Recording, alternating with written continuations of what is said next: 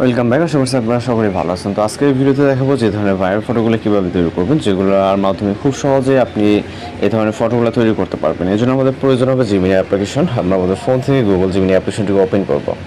এরপর এরকম ইন্টারফেস দেখতে পারবেন। ওকে, এরপর হচ্ছে ক্রিয়েট ইমেজে ক্লিক করবেন।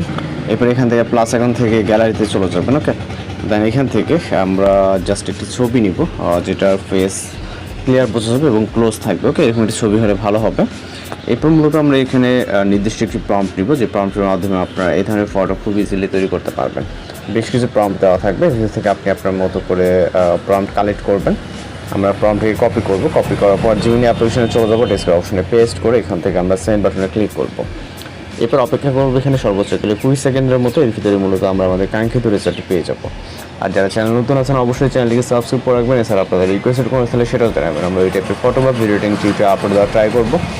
তো জাস্ট অপেক্ষা করবো এখানে, যেটা বলতে সর্বোচ্চ 20 সেকেন্ডের মতো।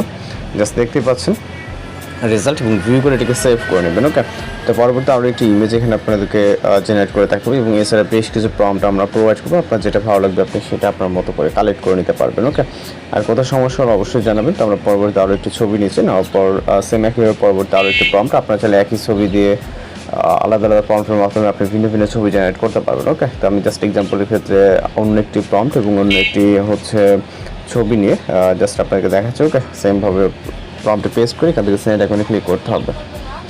এরপর অপেক্ষা করতে হবে এখানে সর্বোচ্চ 20 সেকেন্ডের মতো। এর ভিতরে মূলত আমরা আমাদের রেজাল্টে পাবো। আর যারা চ্যানেল নতুন আছেন অবশ্যই চ্যানেলটিকে সাবস্ক্রাইব করে রাখবেন। এছাড়া রিকোয়েস্টেড কোনো স্যার সেটাও জানাবেন।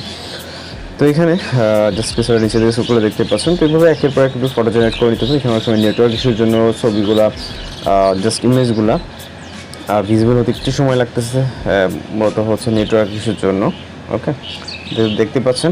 তো এইভাবে একের পর এক আপনারা ট্রেন্ডিং ফটোগুলো তৈরি করে নিতে পারবেন। কত সমস্যা অবশ্যই জানাবেন। তো দেখা হচ্ছে পরবর্তী কোনো ভিডিওতে। ভালো থাকবেন, সুস্থ থাকবেন।